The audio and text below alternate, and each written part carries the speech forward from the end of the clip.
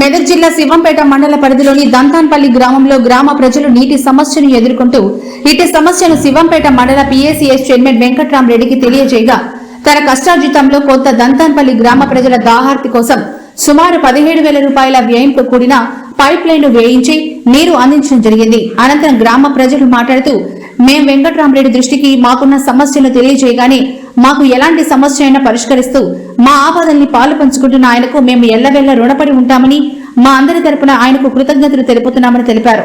ఈ కార్యక్రమంలో దంతన్పల్లి గ్రామ ప్రజలు, ముఖ్య నాయకులు, సివిఆర్ యూత్ సభ్యులు తదితరులు పాల్గొన్నారు.